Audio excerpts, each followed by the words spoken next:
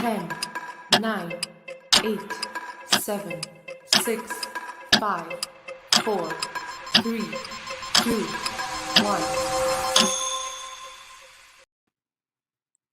Hey, everybody. It's Lori Peterson with the Capital Film Arts Alliance, bringing you another episode of the CFAA Film Talk. We were having a little bit of technical difficulties, so we're just a minute late, and my background is not my normal background, so bear with that. But the conversation will still be incredible and informative and exciting. So thank you guys for joining us. And if this is your first time being involved with the Capital Film Arts Alliance or hearing anything about us, we are a nonprofit based in the Sacramento, Northern California region. And it is a nonprofit that is run by filmmakers for filmmakers. We've got filmmakers and writers and actors and all crew positions within the film industry that we work to connect and to keep informed, to advocate for film in this region, both development of incoming film and also for our local filmmakers. And we do that all because we just know the talent base that is here and the value that there is in creating a workforce at home, that film work can be done here. We're working hard to bring that to you. So in this particular webcast that we host about monthly, sometimes more, just depends on who we get to talk to and when we can plug them in. What we try and do here is really just keep everybody connected and informed with some of the people that are in our region who have really made a name for themselves in various areas of production, because there's nothing more interested than knowing how somebody started and what they started with and where they went. It's an amazing journey when you can find the opportunity to do what you love and get paid for it. And so those are the kind of stories that we really like to share.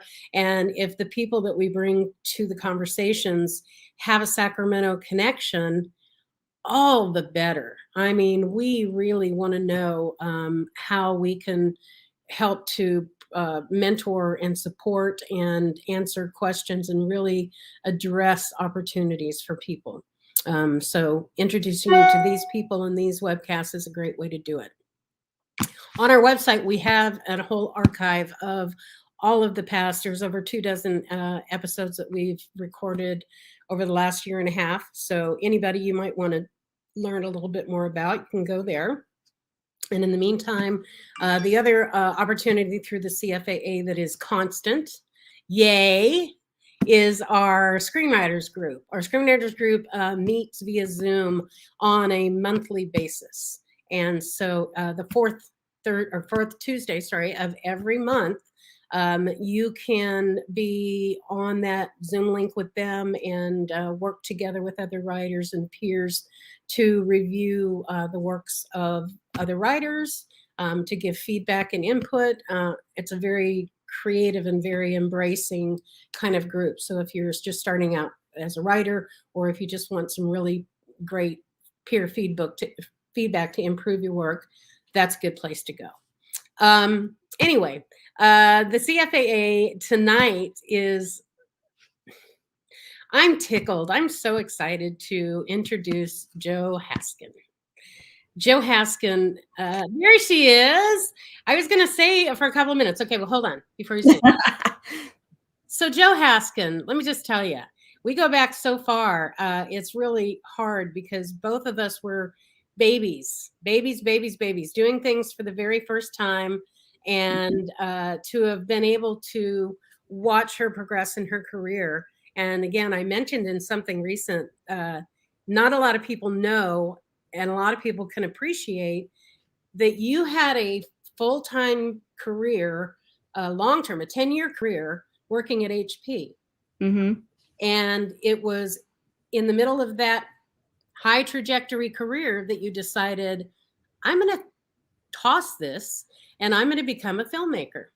And one of the first films that you worked on was a film that I was producing. You and your husband Kevin both I fell in love with, and I saw just incredible raw talent in both of you. And the two of you, we've gone on to work on several films together, and I've been able to really just see you hop, skip, and jump your way through the trenches, because the thing I got to say, nobody handed you anything. You worked your ass off for everything that you did, and you touched every base of every possible job in order to understand it fully. So Joe, starting off at the bottom like that, and then coming into this environment where she is now executive producer in charge of production at Jane Doe Films. She's the go-to person for the entire company. That's a really interesting journey that you've taken, and it doesn't, I mean, I guess it has been that long. It's been what, 20 years now? Oh gosh. I think Training Wheels was 2004. Right? Yeah. So yeah, coming up on that. Yeah.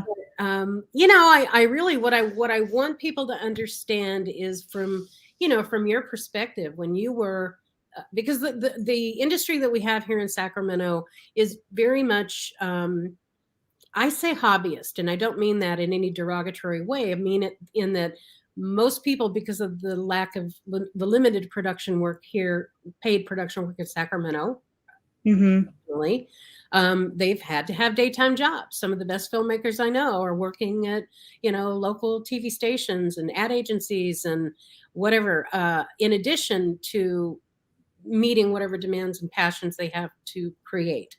A lot of people are really lucky to be able to find that work and make that their income stream. But there are many like you who are working this full-time job. And even if you don't hate your full-time job, if you feel like there's something else and you want to pursue that, but you don't feel like you can, I think understanding from someone like you how you made that transition and how. So maybe you can kind of start there.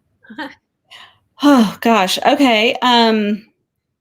Well, I mean, I think it was a slow transition. I didn't just decide one day I was going to be a filmmaker and, up and leave my career at Hewlett Packard and my 401k and my stock options and my company car and all that stuff. It was a few years of transitioning and, dipping my toe in the waters, I guess, and seeing if it was something that I really liked or loved and wanted to pursue. And it kind of all happened by accident. And Lori's part of this happy accident, where, my husband, Kevin, started writing screenplays while he was also working at Hewlett Packard. And his very first one, I remember reading it and just sobbing because I couldn't believe that this story, this full feature story, came out of him. And, I didn't recognize any of the characters, and it was just so unique and original and heartbreaking and all of that. And so he's the one that has had the talent and really pushed for both of us, I think, to pursue our talents. And I didn't know I could be a producer at the time, but we decided to start making short films, but it was because we volunteered and worked as PAs and sound and boom op and all kinds of crazy stuff on other people's films through the CFAA to learn and to see if it was something that we enjoyed. And so once we knew that we really liked it and we thought that we could do this, he started writing short films. And we knew that budget-wise, we could probably fund, both of us working at Hewlett Packard, we could fund our own projects and see if we could really pull it off ourselves. And so, Lori introduced us to Brian Hamm, which many of you, locally know Brian. And Lori was going to produce our first short film and did, up until she landed in the hospital and got very sick. And so then the producing duties, kind of land. I was just being kind of the supportive wife and then the producing duties kind of fell on my shoulders, and somehow I pulled it off. And, you know, our very first short was SAG. So we had to deal with all the SAG paperwork, and one of our actors was SAG. And that alone is, if you haven't done SAG paperwork, you haven't produced yet. Let me just tell you, SAG paperwork and dealing with SAG is really rough. Between your office and my hospital bed, we managed to get that done. We did. And I realized that a lot of the skills that I had at Hewlett Packard really transferred over. I mean, it's a business. Entertainment is a business.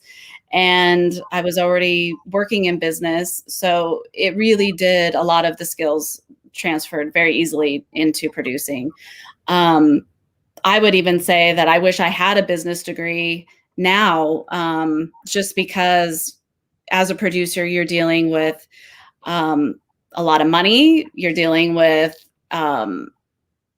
you know, investors. You're dealing with HR. I mean, there's just so many different facets of being a producer and all the different areas that you're touching, that I think a business degree would actually fit really well with what we do. My degree is in child development, which I always joke, and I've actually gotten jobs because of it, that child development is actually the perfect degree to work with talent and reality crews and crews in general. So I used to joke about that, and I actually had somebody say, I hired you because of that.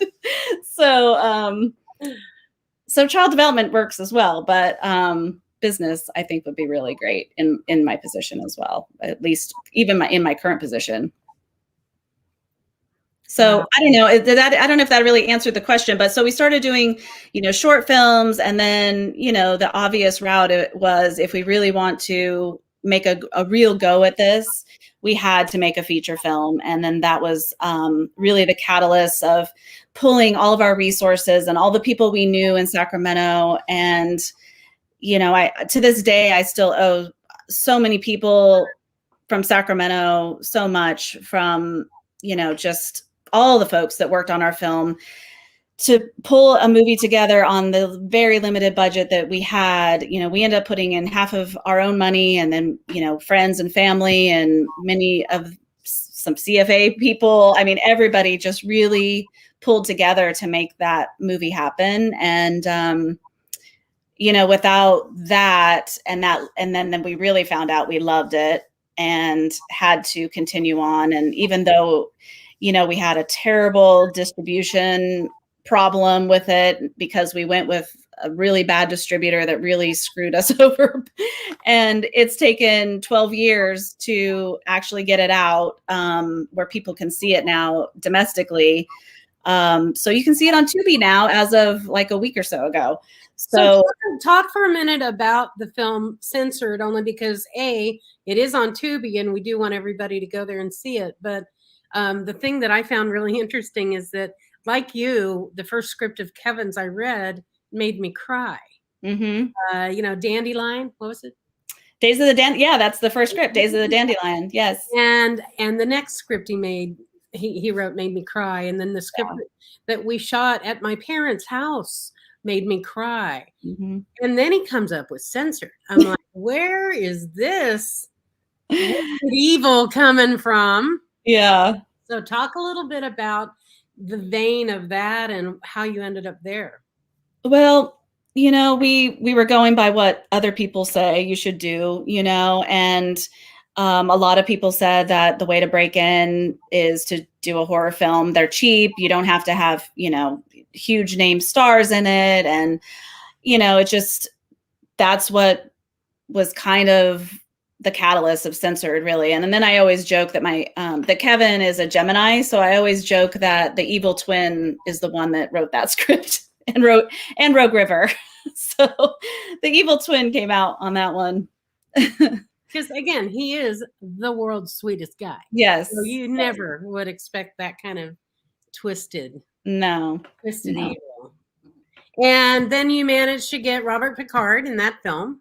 Robert Picardo, yes. Who I also really give a lot of credit to my career and our success, because without, you know, somebody that's recognizable and that people really love, and, you know, he's he has such an incredible career himself, from China Beach to, Star Trek Voyager and Star Trek Atlantis.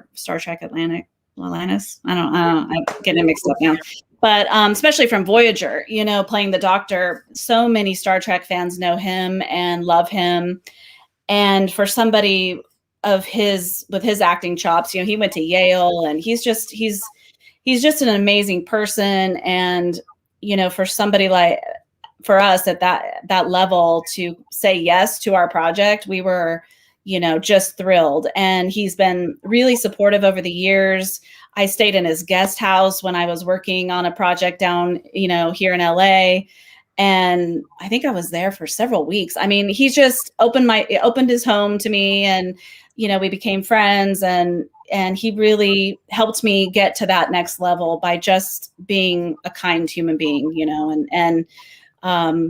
so there's many of those people along the way that I connected with and learned from and looked up to, and then ended up being like these, catalysts to my career, and helped me along the way. Right. And ironically, you opened your house up to them, because that was when you filmed Censored. It was filmed top to bottom, inside and out, at your home. And didn't you put him up at your home too? Yeah.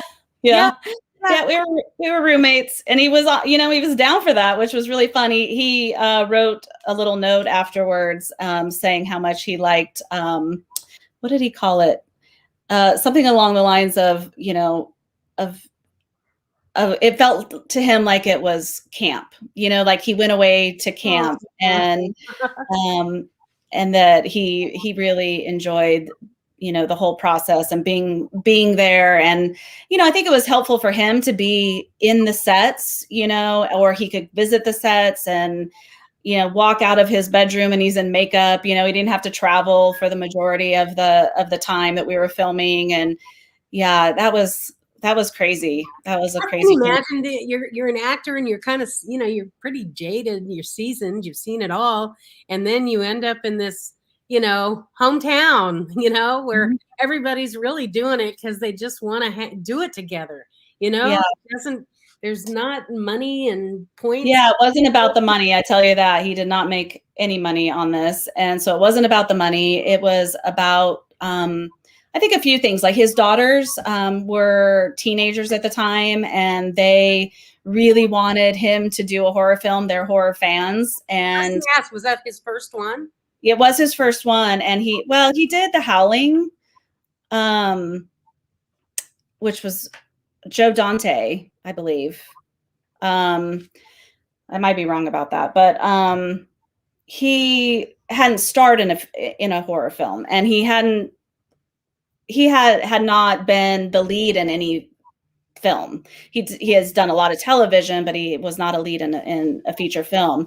And then I think the new technology, Tori Loomis had number 21 of the Red camera when they first came out. And we were actually one of the first films that shot on the Red camera. We weren't the first to get it out because it took us so long in post, because we didn't have money, and we were borrowing and stealing, to get people to help us to finish the movie. But, we were at the forefront of the new technology. And I think that, once he started seeing the dailies, he was just blown away by the image.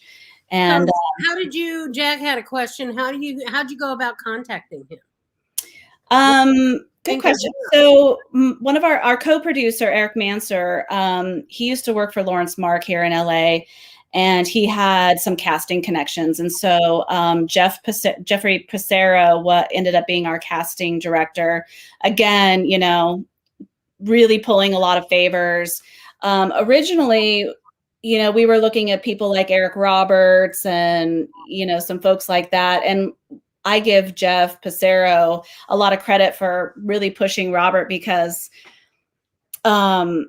he knew we were new filmmakers. We weren't experienced. And when you hire somebody like Eric Roberts, you have an entourage, and there can be a lot of issues with, somebody like Eric.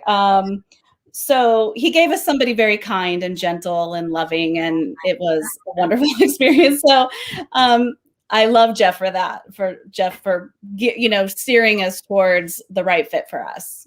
Yeah. That's so amazing. And before that, you did Rogue River. So is Rogue River out anywhere? Is that in Rogue River was after censored.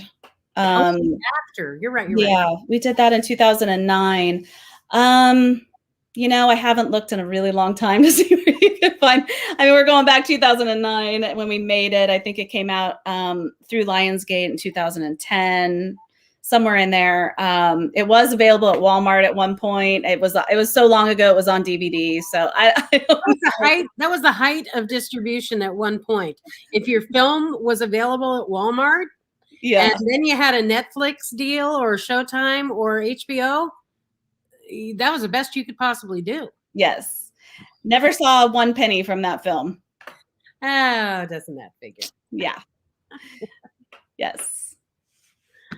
So then after censored, where did you go? Because you've taken several different little turns. Yeah. So then after censored and Rogue River, after a few feature films, Kevin, actually, another, person that was a huge catalyst for me was a friend of mine now who I've been friends with forever, Gina Ponabianco.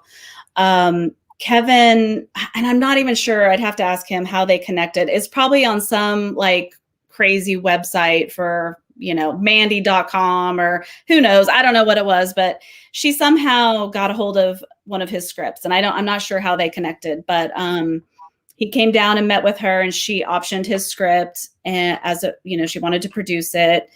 It was going to be made through Sony, and then the writer's strike happened.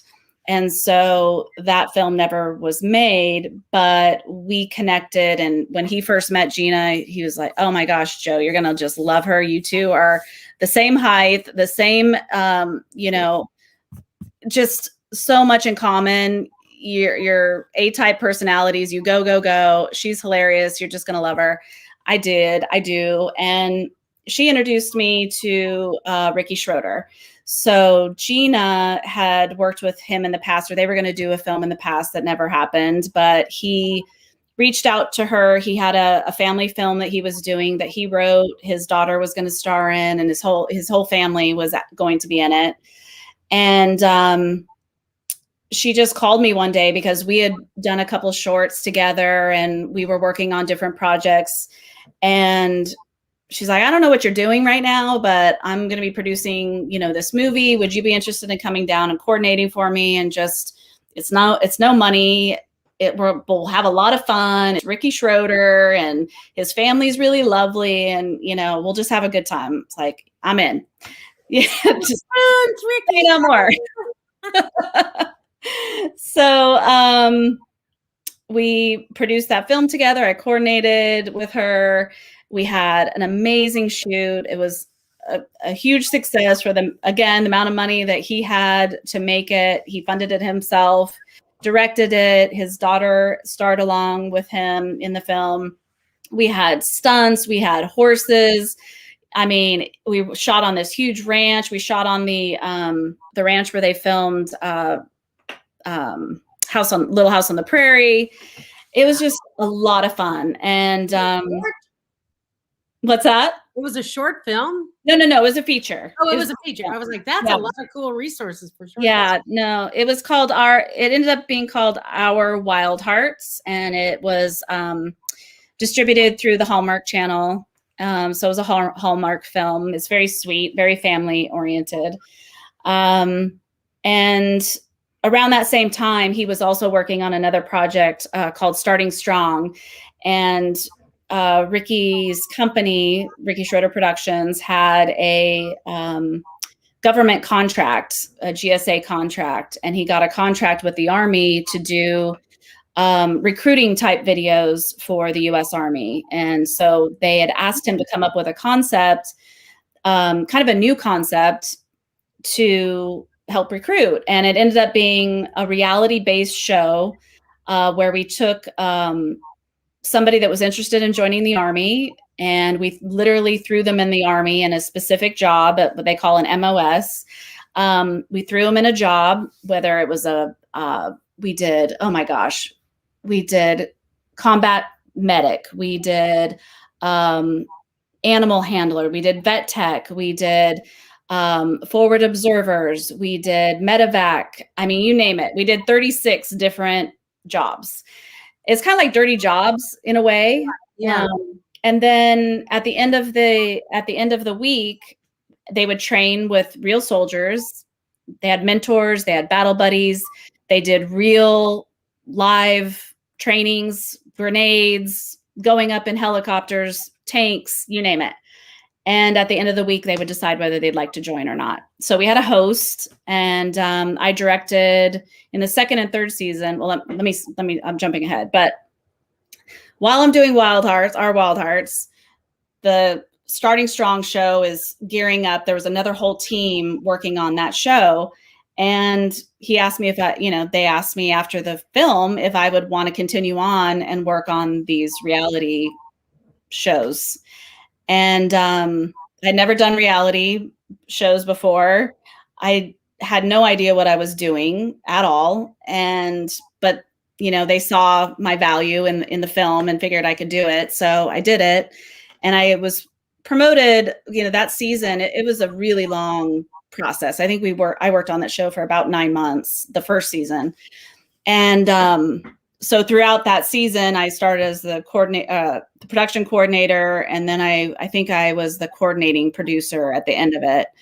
And then we got another season, and Ricky called me because I had left at that point, and I was working on other stuff. And I get a call from him, and he said, "I really want you to work on the second season." It's like, great. I'm thinking I'm coming back as coordinating. And he's like, "I really want you to be the co-EP and the co-showrunner." And I was thinking, oh my God. I didn't even really know what to say other than, "Are you sure?" I mean, I really didn't know what to say. And he saw something in me that I don't think I even saw in me. And he threw me into that position with another person, Brett Shumway, who I really grew to love. And, he became my partner on that for the second and third season. So we ended up co-EPing and co-show running that for 20 episodes, traveling all over the country to all different Army posts, managing a team of 30 crew members or so, new recruits coming in every week. It was quite, and then just the logistics of dealing with the Army and shooting with the Army, and all the resources we needed to get that done. It was the hardest, but one of the most satisfying things I've ever done. I'm really, really proud of that series and what we did. That's a lot of moving parts. That puts any feature film to shame. Oh man, that many moving parts, and dealing with the military bureaucracies and nice red tape. Months and months and months of pre-planning and gaining trust and asking for resources. And we had to coordinate a lot of the trainings with real trainings that the soldiers were doing, because the trainings are so expensive that, we couldn't ask for a helicopter and ammo and guns and this and that, just because, they had to really make sure it was helping them train for something. And so, yeah, trying to organize all that. I definitely became a logistical expert in production from that show. That's what I learned on that show. That's so interesting. And then what was the percentage of people that would go through it? I think versus not. Yeah, I think after the 36 episodes, we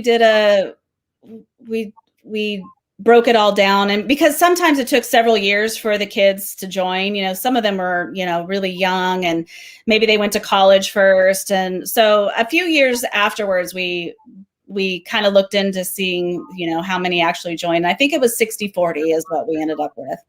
Interesting. And we changed some people's lives too. There's one guy that ended up becoming a helicopter pilot because he went through the pilot's training at Fort Rucker, and was in the dunk tank. We put him under through, they took the helicopter and put it in the pool, and he had to get out of it, and he loved it. And he ended up he's a pilot now.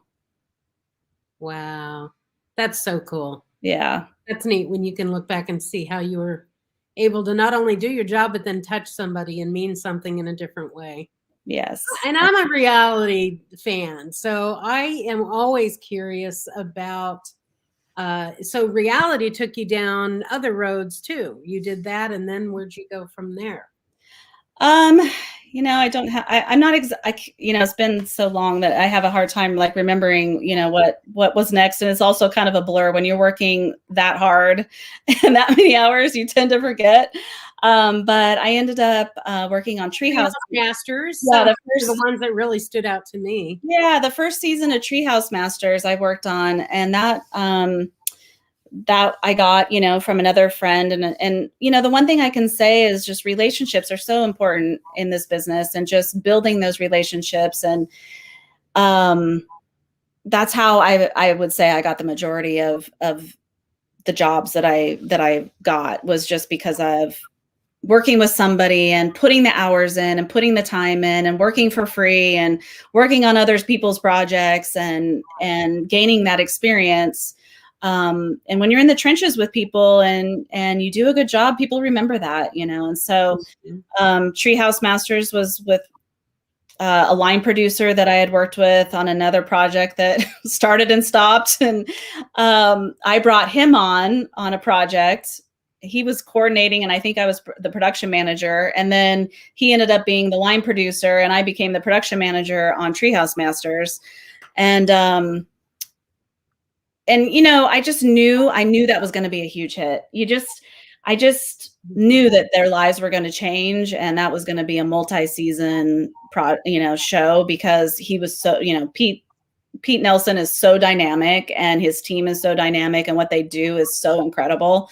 And to witness that and see how quickly those tree houses can go up and all the craftsmanship. I mean, you could live in those. They're that sound that you could live. It's a house in a tree. And I just knew it was going to be a hit. But the company I was working, the company that was running it was rough. So I didn't stick around. So after that, during the last few episodes of that show, I've never left a show before, but that was one I will say that I left early because it was just really rough. Not on set, but just dealing with the production companies that were involved. So I had a friend, and so the showrunner from Starting Strong called me and said, I have a show I'd like you to production manage. It's called Building Wild. I don't know if you're down for it, but we're going to be in the middle of nowhere, on top of mountains. We have all these ATVs, and we're going to have to figure out ways to get materials and people and things up mountains. And after working on Starting Strong together, that we could figure it out. We had done some really hard things together. And so I did that show for Nat Geo, which was tough. It also was very hard because it was in Vermont, upstate New York, towards starting of winter. There were days when we were in 2 feet of mud. We were in snow. One episode was on top of a ski lift. It was this family that wanted to build a cabin at the top of a ski lift. And so home base was at the lodge, and we had to get building materials, people, lunch at the top of a ski lift every single day. And that also was very dangerous and very scary at times. Yeah. But we did it. We pulled it off. Oh God, normal production is nothing when you're with that kind of weather issues, and oh my God. Yeah, you have to, the gear that I would have, food. I'll never forget. So I've worked with, so I've hired this caterer, my friend, now since I met him on that show, and I think I've done 3 or 4 shows with him now.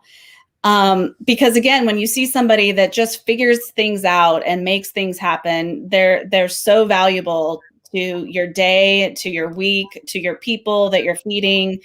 And I'll never forget, I saw him because I was at the lodge, and he's packing up an ATV with tables on the back of an ATV and soup and getting ready to head up this mountain. I'm thinking, oh my God, this is a disaster waiting to happen. And, you know, it didn't matter what the challenge was for him. He would make sure that people were fed and fed on time, and we didn't have meal penalties.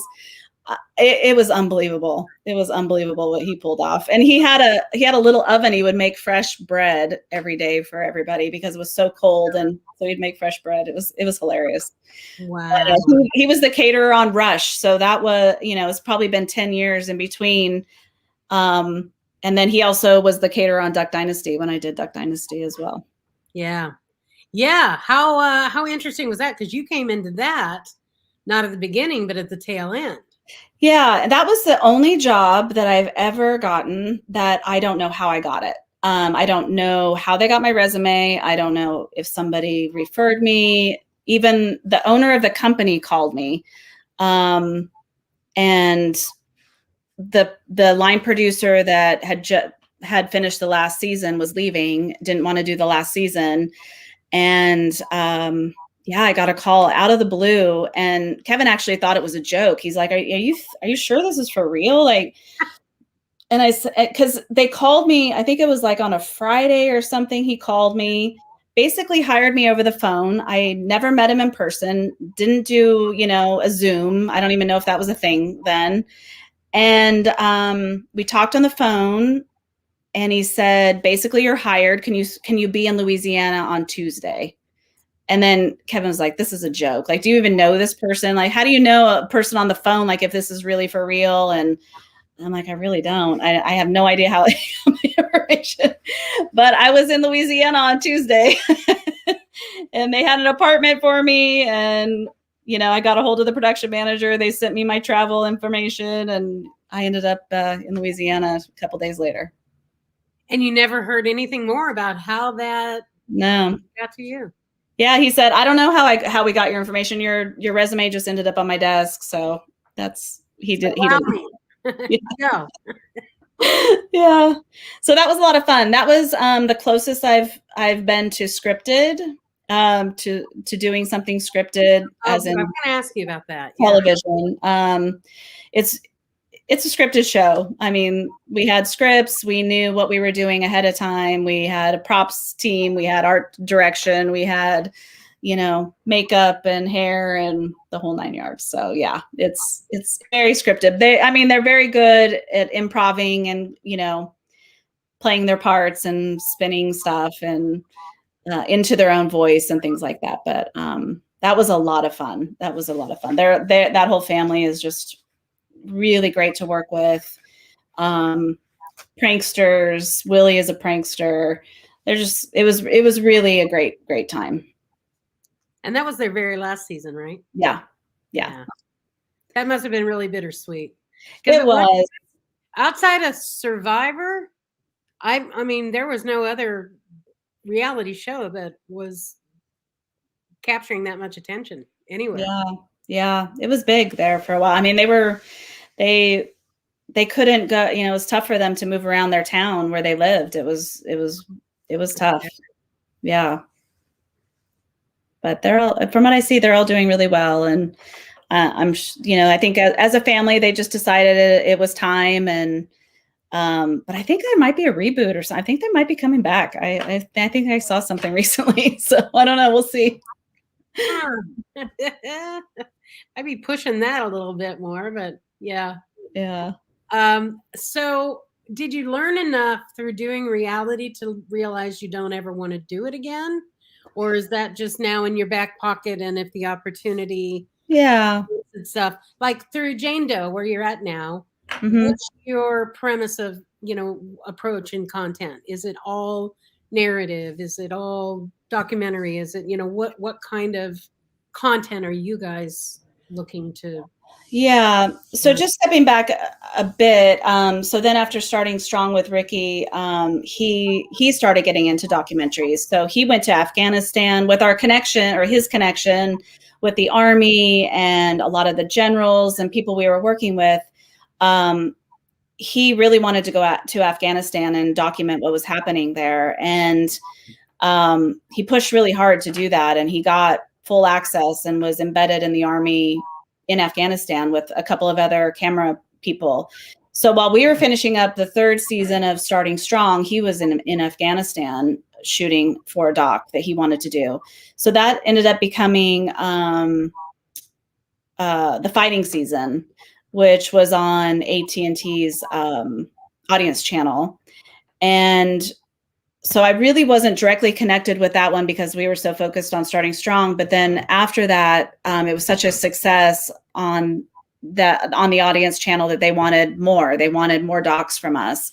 So then we came up with a concept of, after that war, there really wasn't a lot of fighting going on. And so we came up with the idea that we could maybe get enough footage from the soldiers' helmet cams or their own personal cameras to tell their personal war stories. And we didn't know if it would work. We put a call out in all these different channels that we knew, military channels, to see if we could get footage. And we started getting hard drives, just lots and lots of hard drives coming in. And we started looking at the footage, and we realized that we could make a show out of it. And so we put a sizzle together, and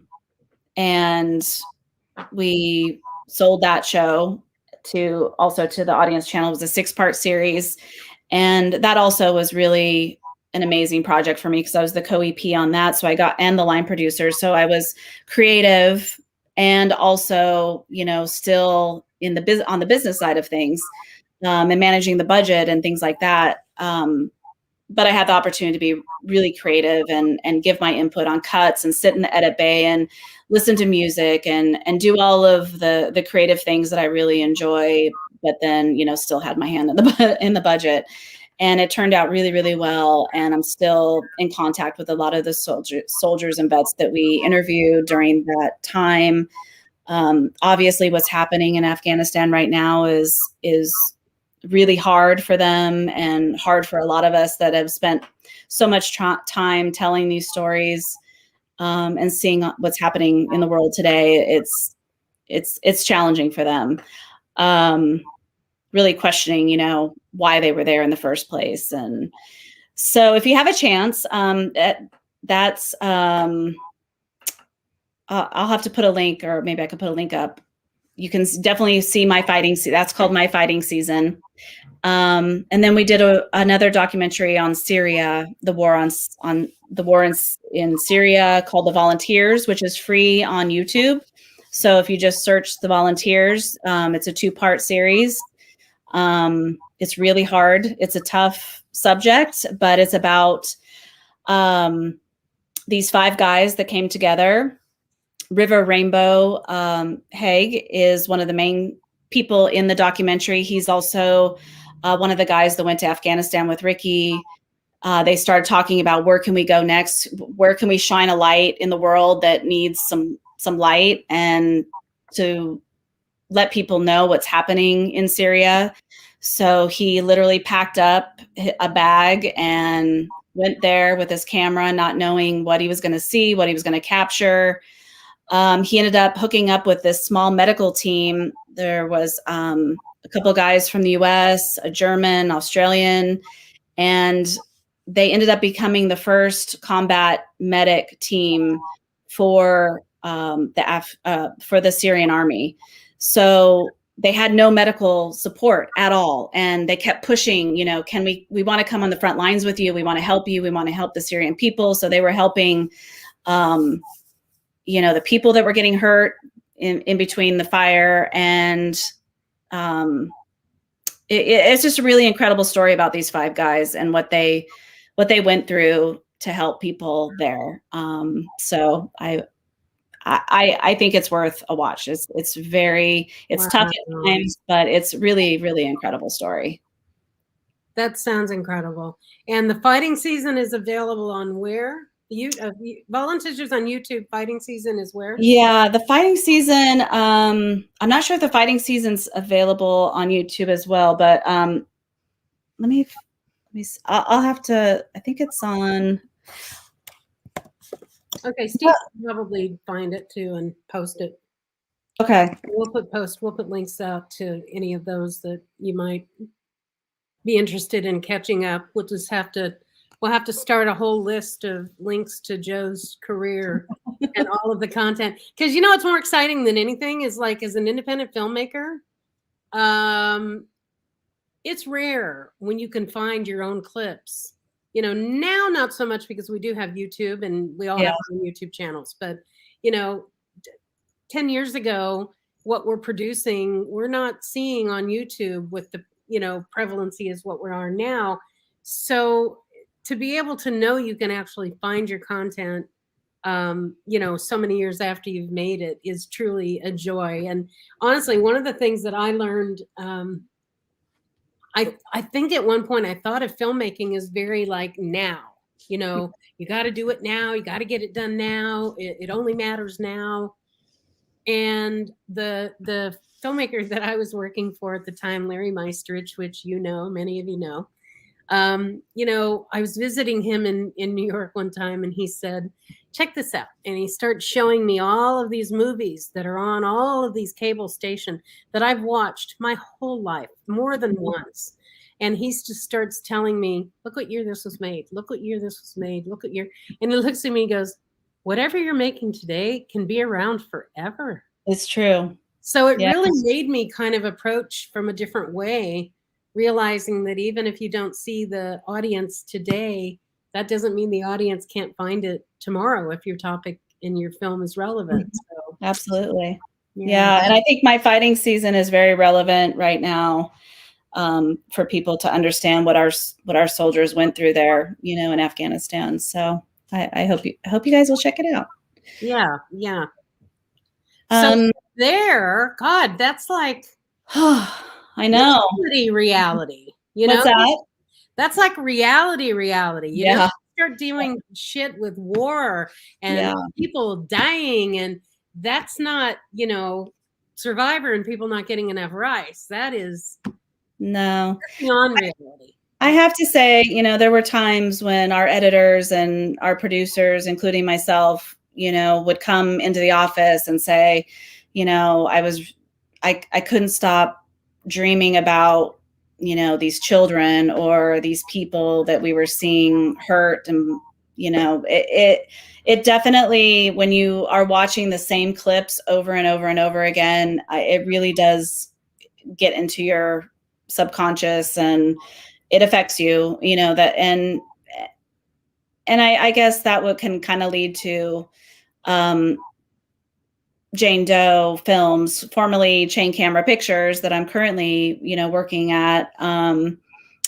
They make films that make an impact. I don't know if we want to show the clip of Alan V. Farrow, but their previous work before my time was, The Hunting Ground, which is about the rape culture on college campuses. They did The Invisible War, which is about the rape culture in the military. Alan V. Farrow is, about the allegations of Woody Allen molesting, his daughter Dylan. So, these are very heavy, heavy subjects that our teams are dealing with. And, it does affect you, it's not, you get very close to the subjects, and, it's hard sometimes, but we all are very proud of their history, the projects that they have worked on. And I was just lucky enough to be along for the ride, and to be a small part of what they're doing now. Here is the Alan V. Farrow trailer. Is that the one we wanted to play? Yeah. Okay. So there we go. This is a case unlike anything that the state of Connecticut had confronted. The report says Farrow may have coached the child to tell the story. Some terrible thing is being done to the kids. Who on earth could believe that of Woody Allen? I couldn't believe it. I couldn't believe it. The father is Woody Allen, writer, director, actor. The mother is Mia Farrow, his co-star and the mother of his 3 children.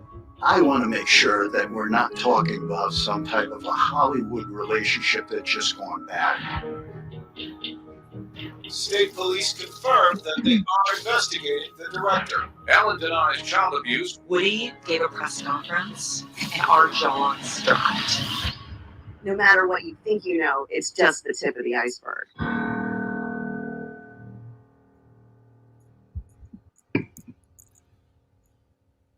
Yeah. Okay. So that was just that was nominated for 7 Emmy Awards. It was an incredible series. I guess. They just held part of the reason why I'm here in LA is we had a company Emmy party on Saturday, and then the creative Emmys were on Sunday. And unfortunately, we didn't win any of the awards. But we're incredibly proud of our team and everything that we accomplished. That's super cool. Wow. And it's like, how long ago was that done versus now when you finally see traction? Well, that was over 2 years of working on that project. The company worked on that project it was edited for almost 2 years. And it was really, really top secret. Everybody we worked with, had to sign an NDA, obviously, just because of who we were dealing, the subject matter and who we were dealing with, and making sure we had enough errors and omissions insurance in case somebody came after us. But yeah, that was at least 2 years in the making. Wow. But it came out pretty quick. I mean, we finished it in March. We finished it in March, and then it aired like soon after that, I think. It had a flurry of news. It was highly topical. Yes. I remember it was on every talk show, and everything anybody was talking about was. Yeah, we were pretty happy with it for sure. And so now we're working on another series for HBO Max called Not So Pretty. That will be finishing in February, I think it is.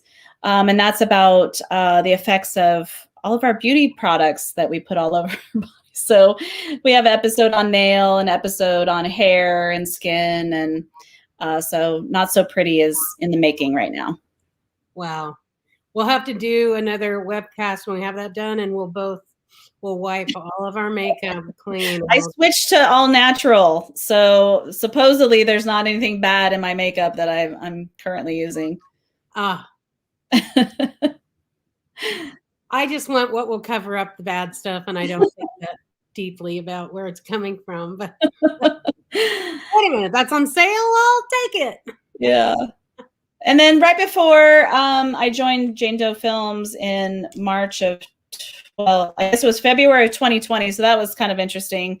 I joined the company in February 2020. And then, mid-March, I was there for 3 weeks before we all went to work from home. So we finished Alan v. Pharaoh 100% remote, which was really hard, really, really hard. But they did it, they did it, pulled it off. That's pretty unique company, because I think at that point, nobody knew what the bloody hell was going on and how to begin or end anything, and how to transition from in-person to digital. I mean, that's where this webcast came from, because we were having meetings once a week, and suddenly that was off. Yeah. And it's like, you can't just disconnect people when they're so important to each other, Yeah, we did a lot of Zooms, just like everybody else, a lot of Zooms. And we did one thing that really stood out to me is, we were trying to come up with ways to stay connected and do things for the employees and people that were struggling with just, like you said, just torn apart. You're so used to being a part of a team. So we did wellness apps for everybody. They could, download an app on us for wellness, whether it was meditation or exercise or, something like that. And we tried to play games on them. We just tried to do things that just we were buying lunch once a week for everybody, because we used to bring lunch into the office so they could DoorDash or do whatever, they wanted with their lunch for the week. And so we just tried to come up with different ideas to keep people connected and appreciated. And yeah. Keeping it pretty creative. I mean, you only can do so much. Right. Yeah. Right. Yeah. And then right before I joined Jane Doe, I had finished, I'd worked on Rushed, that just also came out in the last couple of weeks. So that's everywhere. That's on Amazon, iTunes, Apple TV. It's doing really well. Rotten Tomatoes is giving it, I think, a 93% audience score, 88, I think, percent on the tomato side. So that's very good. Yeah. Hold on, I want to find that because I want to share that as well. And that I co-produced and line produced. Okay.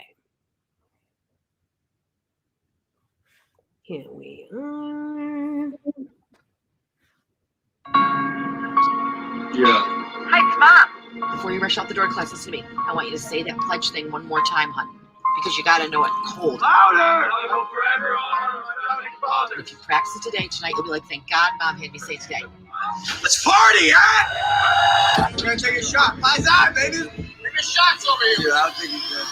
He's fine, Jackson. Jimmy, can you hear me? He's not responding, guys. After an extensive state police department investigation, all parties have found the university not liable. I've been just sitting around wallowing, and I can't do that anymore. I gotta go do something important for your brother. The university investigator said that he drank too much. They say it was my son's fault. He was my only child. Senator, how many kids have to die before someone's liable? Well, it's tradition. Don't look at me. This guy just thinks he's the funniest in town. Tied him to a chair because he passed out, I'll show you who's funny. and then they peed on him. You got that? What are you saying to me? Send her the photo.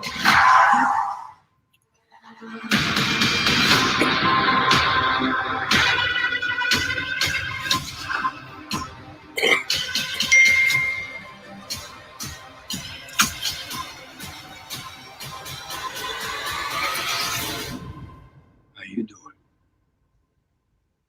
You good?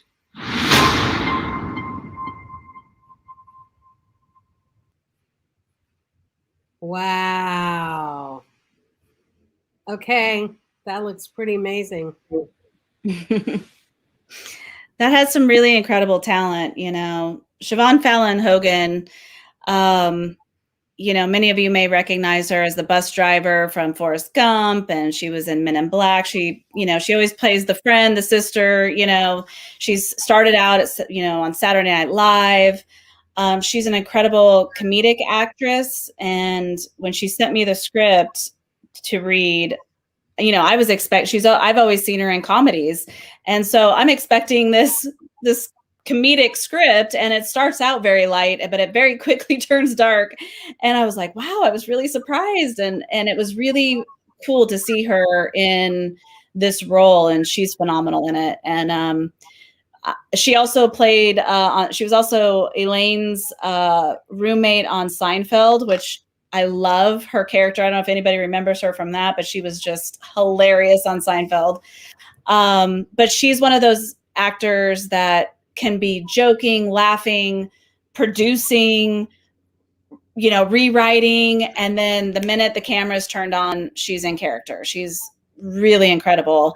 And then she really just gathered all of her friends that she's worked with over the years. And, Robert Patrick that played, that was in Terminator 2, that plays T-1000, plays her husband. They've worked together in the past. Jake Weary, who's on Animal Kingdom. They just finished up their last season of Animal Kingdom. He's really great in it. And then just, some Saturday Night Live people will show up. Adam Sandler's nephew's in it. Her whole family is in it. It's just a lot of fun. It's just, she pulled so many of her resources together to make that film happen, including all of her friends in her town ended up housing, talk about summer camp, housed all of the cast and crew. So it was it was more, I would say, it felt like Jack wanted to know if Siobhan stayed at your house. No, no, but I stayed at her friend's house. She had people staying at her house instead. So she had actors staying in her home in New Jersey. And then it really felt like we were foreign exchange students is how I would kind of explain it. She had, I'm guessing, if I can remember correctly, about 15 houses of her friends that they let us crazy crew people show up, and some of them had 2 to 3 crew members at their house. It was wild. It was really wild. That's fun. That's actually fun. I like that somebody who has invested into having so many of those relationships that they can take advantage of them without necessarily driving people to the poorhouse, Yeah. It's so cool. Yeah, and she utilized, we had, oh my gosh, we had so many locations because she was shooting all over her town. And so, all these businesses that she actually goes to helped us out. And then, all of her friends, and a lot of the funding came from her friends in that town. So we had a huge amount of support. Wow. Through that shoot with the entire community there.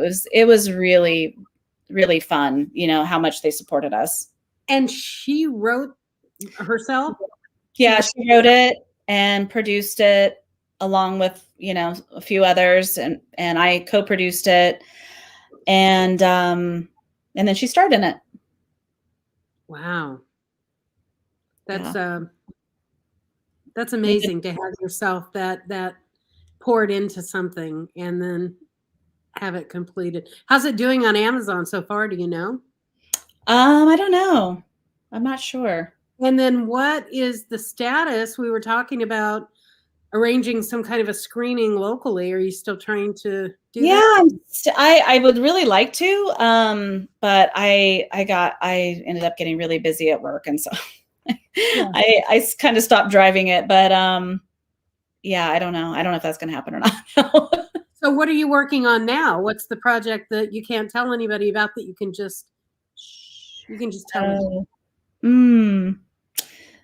I'm working on potentially a nonprofit with somebody from the past that has helped me in the past that I mentioned. Oh, okay. Not somebody I know, somebody Hollywood friend. Okay. Yes, potentially. So, I'll have to keep you updated when that's official. Yeah, definitely. Yeah, what your intent is with it being a nonprofit and how we can help cross support that in any way. Yeah. We're all about that. That's so cool. Well, I definitely want to see Rushed. I love her, and it seems like I have seen her. When you said Seinfeld, I went, oh yeah, it's been that long. It's gone back that far. Because she seems like somebody that you know, and yet you don't. Yes. Yeah, she was also really great. I can't remember the name of the movie off the top of my head. What the name was. It was with Renee Zellweger, and she has this really crazy like Fargo accent, and she plays her friend. Another really great movie, and she's in it a lot, and she's really funny in that as well. I can't remember the name of the movie. Listen, I think that actresses that find ways to create and produce content that they themselves would want to be in or at least condone is the smartest thing that anybody can do. She tells a really funny story about how she, because she's played some of these smaller parts and she actually used Seinfeld as an example. I guess Larry David had called her and she thought, oh gosh, I'm getting fired, and he's like, no, I'm just, her part was supposed to be much bigger. She was supposed to be on for many more episodes, and they had to cut her part down. And he was calling to tell her they were cutting her part down. So she decided that, she was going to talk slower and she was going to take pauses. So there's this one scene that's really famous, and she has this straw in her cup, and she's all, "Hi, Elaine." And she squeezed every second out of that scene that she possibly could by talking slower and taking a sip of her drink, because she knew that they couldn't cut that. So she and then she talked about another time where she was working with Henry Winkler, and he called her and said, how can we expand our scene? And he said, I think we should dance in the middle of it. And she's like, it's a little quirky or weird, but let's do it, And she's like, we're shameless. We're going to do whatever we can to stay on screen longer. So for all you actors out there, I thought that was really good advice. I keep picturing Fargo accent, but what's her real voice? New Yorker. Okay. Okay. Oh, how fun. Yeah. Oh, that's very cool. So from here, what do you think the rest of the year is going to look like for you? Are you going to be pulled back into in-person production? Or are you? I mean, we're still doing production. Because we're a documentary company, we have very small crews. We're just doing mostly interviews and B-roll and things like that. So we really try to limit our crew. Everybody has to be vaccinated. Everybody has to have a COVID test 24 or 48 hours before the shoots. We have a lot of protocols in place and PPE and all of that stuff to keep everybody safe. So we're shooting. We're doing interviews. We're shooting. So yeah, we're going to be busy through the end of the year, and then we're editing the episodes as we're shooting more. So we have editors on board and assistant editors, and while we're still shooting, so we're kind of piggybacking the episodes. Yeah. So yeah, I'm busy. I'm busy until February. What's been your favorite thing to do so far? Out of all the gigs that you've, challenges and jobs, and what have you loved the most? I loved being in the field, working with a team of people. And, that was the one thing I was just really concerned about with COVID is, are we ever going to get back to that feeling again of being able to be close to people? And because filmmaking is very intimate, you're very close to everyone. You're close to the camera, you're close to the actors, you're just always interacting with, so many different people. And so I was really worried about that, if it would ever feel like normal. I think we're getting there. So, but I don't know physically, doing those 14, 16-hour days when you're on your feet all day for months and months and months. I mean, the Starting Strong shows, we were traveling for 3 months straight, going from army post to army post, and and traveling. And when you see on the call sheet day 7 of 65 or what, and that's just shooting days. That's not all the days in between and the prepping and but when you have 60 days on set, it's a lot. It's a lot for that amount of time to be away from home. But I loved it. But I don't know if I'll go down that path again. I'm not sure if who knows. I always say yes to everything, and it's really led me to some incredible projects, incredible people, and incredible companies. And so I've been very, very blessed that I've been able to work on things that I can't think of one project that I'm not proud of, that I would be like, oh gosh, I don't want anybody to know about that. I'm proud of each and every project that I've ever done for different reasons. What? Oh, you can think of one? I can think of a couple. Okay, I can think of one too. Let's just say all the ones I was paid for. There you go. There you go. Jack had another question. Jack, you're full of good questions tonight. You are. That if he wanted to make a documentary, how should he decide on a topic? Do you have any input to that? Yes, I would say that you have to find a topic that you're really passionate about, because you're going to be living with it for a long time, you know. So I've been trying to get a documentary off the ground myself, with a couple of amazing filmmakers that came to me through the Starting Strong show. They brought to me a project about this woman that was a weather girl in Vietnam. And I just thought it was really interesting. And the more we dug and the more we talked about it, and the more they shared with me, that the women that served in Vietnam were really unrecognized. And when they came home, they couldn't get VA benefits because the Army didn't even track the nurses that were there in Vietnam, that they had actually served there, so they couldn't get their benefits. And it just really hit me as a woman, and seeing where they were then and where we still are struggling sometimes now.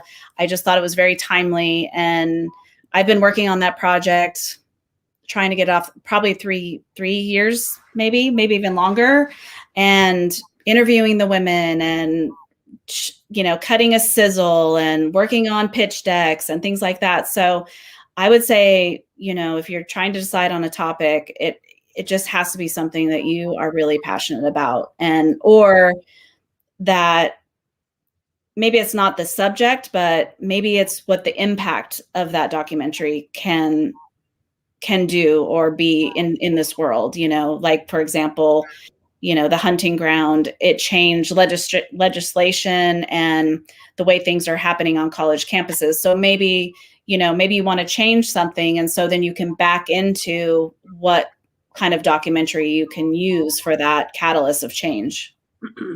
Yeah. That's a super good point. And I think you're right. If you're not passionate about the content, it's like being in a bad marriage and you just can't wait to get it over with, and it's never going to end well. So, yeah. Yeah. And like you said, I mean, that's just making the movie or the film. And then, all the years of distribution and all the thing, it goes on. It is like a marriage. It goes on and on forever. As long as it's out there in the world, you'll be connected to it. Yeah. Well, and we didn't even touch on your acting, portfolio. And I was at a play last week at the Geary Theater, and I just giggled the whole way through, because remember that we filmed Aaron Abel and Lucas's Land of the Lofts. Yes. At the Geary Theater, and you were, God, what was the name of your character? You were the little girl on the Land of the Lost. Yeah, with the braids. With the braids, yes. Yeah. Sorry, this is like a total inside joke, but that was a fun film that, again, if nobody sees it, that's fine. Totally. Yes. Yeah. We have a couple. I gave up being in front of the camera. More fun to make than they ever saw the light of day, but they were probably some of the best filming experiences ever. Fun. Yeah, a lot of fun. Not worth a crap, but but that's where we learned. That's where you build your skills and you learn, and you learn from each one. You take away something that you can learn from somebody else, or something that happened and how you don't want to maybe do that again. Yeah. Same thing again. So other than following, I mean, you've had a very long and very staggered path, in a lot of different directions. But if you were to give advice to someone who was, just coming on board, I'm a PA, I want to do more in film. I mean, what recommendations would you firsthand put out there for people to, keep in mind? Well, I started out as a PA. And I think I always say work leads to work, so do whatever you can to get on set, to meet people. There's a couple of if you want to be in reality, Staff Me Up is a really great website to join. They post jobs all the time. I've hired a lot of people off of Staff Me Up. Facebook groups are really great. Believe it or not, I got this current job as the executive in charge of production for a documentary company off of Facebook post in a group, a women in reality group. So that's one job I didn't know anybody, actually. My current job, I didn't know anybody. It was just sent my resume in. So I would join as many groups as you can on Facebook. There's a lot of them out there looking for a line producer, looking for a PA. You can do a search on that on Facebook. Looking for a production coordinator. So you can join all these different groups and you can see all the posts that they're posting and what's happening. I mean, that's a good thing about a lot of these groups is you can learn where the filming is happening, based on the location, especially Staff Me Up. They put the location of the job. So sometimes you'll see several postings in the same city. So that there's a lot of, there's a big project coming in Atlanta or wherever. And, a lot of the people I know that work continually are willing to really do whatever it takes to get on set. I mean, whether it means there's this job in Atlanta and they're going to go couch surf or, if they have friends, family, staying on somebody's couch somewhere you're never going to be there anyway, because you're going to be working so much. So people don't mind. Or even putting yourself up. I've had a lot of PAs in the past that would put themselves up, maybe break even, maybe make a little money. A lot of times they would find their way into a higher paid position, or maybe they would find their way to share with another PA. Once they got there and started meeting people, I've put up PAs. I've fought for my PAs in some situations, knowing that they couldn't really afford 3 of them in one place or whatever. And I've figured out a way, because they were so valuable to the production, to find them a place to stay. So I would just say whatever you can do to get on set and get the experience, and then keep doing that, because it'll lead. And if you're good, those same people will hire you back again and again. Right. And what makes good? PAs? Yeah. What makes good? Yeah. Not always. I would say just being proactive, not waiting for somebody to tell you to do something. I think some of my big pet peeves these days now with phones is, seeing PAs like this. You see the top of their heads all the time and they're not paying attention to what's going on.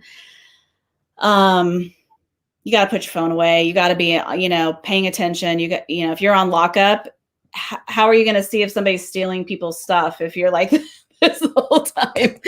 I just experienced this. So this happened just about a month ago, where I had PAs on fire watch and they were on their phones the entire time. So yeah, just doing things when you're not asked, or coming up to the producer or whoever your superior is on set and just like, can I do something? Can I help you? Is there a department that may need my help? I have this time until somebody else tells me to do something different. So just staying busy on set. As a producer, there's nothing worse than seeing a PA standing around not doing anything, because there's always something to be done. Always.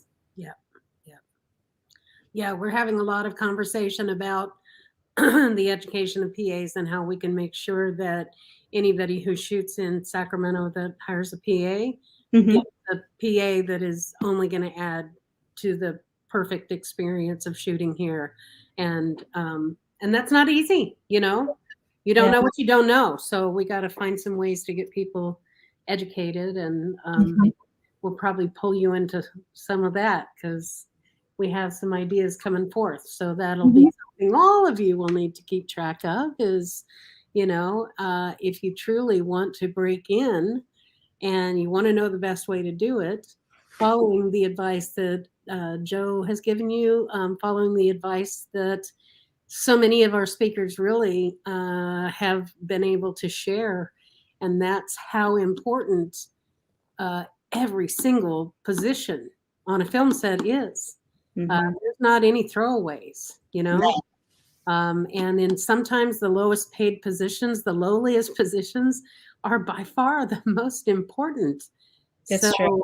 it's it can't be said enough. So I think back, especially on Duck Dynasty and Starting Strong, you know, two really very challenging shows in different ways, but how much we leaned on our PAs for so much, and it's a thankless job, you know, it really is. But I can tell you how much I appreciated them, and I tried to show them how much I, you know, appreciated them, but it's physically demanding too. You know, and from day to day, you never know what you're doing. You know, you could be asked to be, you know, moving these tables over here and setting up catering, and, you know, you're hauling tables and chairs and up and down stairs and running waters to people, and, you know, just those simple things, but it just keeps everybody running and on time. And you know, if the DP has to take 20 minutes to walk across the set to get water and then come back, that's 20 minutes we could have been filming instead of, you know, the PAs walking around with water. I mean, it's a simple, you know, example, but it really makes an impact. Those minutes add up, you know, throughout the day. Yeah. So is everything that you guys is everywhere you shoot right now LA based? No, we're shooting all over the country. Well, when you're looking for locations, I guess, let me get to my actual point. When you're looking for locations to shoot, what can Sacramento, what can the capital region bring to the table that will make you interested as a producer? What would we need? You know this area better than anybody, so you know everything we have to offer, but truly from the standpoint of, you know, making a deal, what is it that we need to step up to do? That's a hard question, because I mean, for what I'm doing now, it's really driven by the subject, where the subject lives. It's not the location, you know, necessarily, or where the lab is located, or, you know, that type of thing. So it really has nothing to do with the specific location. It's more about where the person is from and showing their world and where they live. And I mean, I understand the question. I mean, it still comes down to, I think, incentives. If you're for feature films, you know, with the budgets being so tight and there being, you know, incentives in other states, it really comes down to that. I mean, that Kevin's, you know, script that was just bought and it just shot in Atlanta because of the tax incentives. So I think that's what it comes down to, unless, you know, I mean, Sacramento has really unique things, and there's a lot of, you know, like Old Town and, you know, the Capitol, if that's part of a story, or, you know, you can be in the mountains in a short period of time and the ocean in a short period of time. But unless it's a specific, you know, look or location, iconic or whatever, I just really feel like it's going to come down to incentives. Yeah. Yeah. It's hard to battle that and to fight that.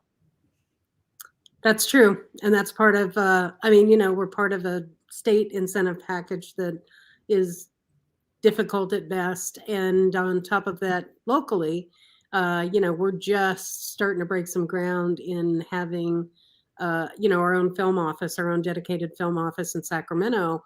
But through that, all of the different things that can be done to create incentives, whether it's something very basic to just get it off the ground through a county or a city incentive, or, you know, tax initiative of some kind, versus being able to qualify for, you know, one of the state incentives, if you can win that lottery. Right. But, you know, that's part of what, you know, we're looking at. So really finding if there are incidences where, gosh, they didn't have incentives, but this is what they did for us and we needed that location. So it just sweetened the pot. All of that is, I want you to continue to feed that to me if you have those experiences, because I don't know if you have, did I connect you with Jennifer West, who's our new film director here? Cool. I want her to know who you are and what you're doing, and more importantly, that you're a hometown girl. Yes. So we can take some pride in everything that we've got, happening. And when we have an opportunity to have an event screening for Rushed and bring everybody together, and maybe get Siobhan here for that, totally would love to, support that. So maybe we can put our heads together about how to make that happen one way or the other. Yeah, that'd be great. That would be great. And I definitely tell Kevin, he's lucky he's not there with you right now, or I'd drag him into this conversation. Tell him I'm so proud of him, and tell us a little bit about his script and what just got produced. And I was just going to ask you if you had done anything in Georgia, but knowing that he just had that experience, that's really interesting. Yeah, no, I mean, this is one of the first times that he hasn't been involved in, producing the film, or, he just wrote the script, which is really what he loves to do. And so this is, a bit of a dream for him to just be able to write the script and pass it off, on to the film. It wasn't hard for him to just let it go. No, not at all. Not at all. It's like the money showed up in the account and they went off and made the movie. So it was nice. But you'll be happy to hear, Lori, it's a comedy. Oh, really? Yes. So it's called The Re-Education of Molly Singer.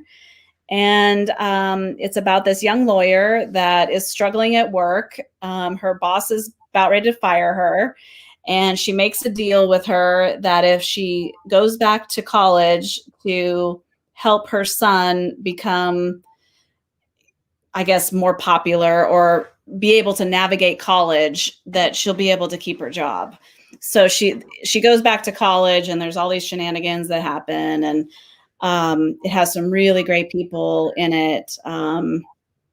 It has Britt Robinson from Girl Boss. It has Nico Santos from My Crazy Rich Asians, and he was in Superstore. It has Jamie Presley from Mom. So a lot of really great people, great diverse cast, and so we're really excited to see it. That's so cool. That's so cool. Wow. So he handed over his baby, and so now we'll see. We'll be watching it for the first time, along with an audience probably. When's it supposed to be aired? I'm not sure. They're hoping for theatrical, so they just finished it. So it's starting the editing process now. So with Netflix, is it always theatrical first with these new productions, or just each one? Sometimes they're the same day. They'll do streaming and theatrical, right? The same day. So yeah, I'm not sure what's going to happen with it, but they got the budget to make it, and then they'll put it together and see what happens. I'm so proud of both of you, and tell Kevin he needs to keep sending me his scripts, because I haven't read his stuff in a really long time. I would love to. And knowing that you're right around the corner for a little while still, yes, let's figure out something that we can do to connect in person, at least, even if it's a masked situation. That sounds good. At least you don't have to wear a mask on a webcast. That's kind of... I know. It's nice. It's nice to see people's faces again. Oh, so nice. Yeah, we'll get there. It's just a matter of time. And we've all, as much as we've struggled, I think we've all gained something from it too. Even if it's not for the good, it's for the bad, and the awareness of that, and what we can appreciate that we don't have when we don't have it. So yeah, I miss my friends, and I miss seeing people and being able to hug you. So, sending you both a virtual hug, and we'll definitely connect. Like I said, whatever you've got going on in terms of screening stuff, let me know, or let's talk about it. And Okay. if you can help support that event or wherever it needs to take place or whatever, let's figure out how we can get an audience there. That'd be great. Love Oh, it. I love you. I love you so much. It's Love so you too, Lori. nice to meet Thank you for being one of the people that, was the catalyst. I appreciate it so much. Oh, honey, like I said, I say it too many times. I embarrass myself. It's like I'm a proud parent because you've so far surpassed anything I could have even imagined doing, and it just makes me really, really proud and happy for you. And you're just getting started. So Thank you. I hope so. Yeah, we love to be able to claim you as our own. So that's Anytime. Sacramento is will always be my hometown. You know that. Yes. Well, tell your families hello. It's been too long since I've seen all of them. Give Kevin a kiss. We definitely appreciate you taking the time to just catch up with us.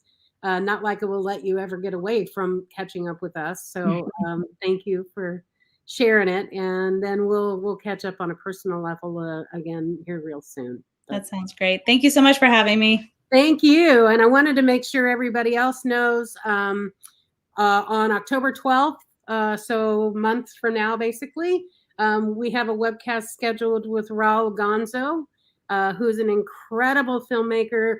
Joe, dude, you should see this guy. He's so stylistically incredibly creative. And he has a new music video he just did with Melissa Villaseñor.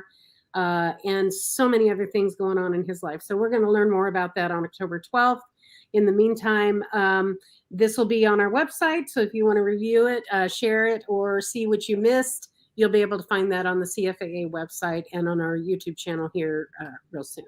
So thanks, everybody. And we are going to sign off. And if you have any questions, be sure to reach out to us, info@capitalfilmarts.org. We love you all. Bye.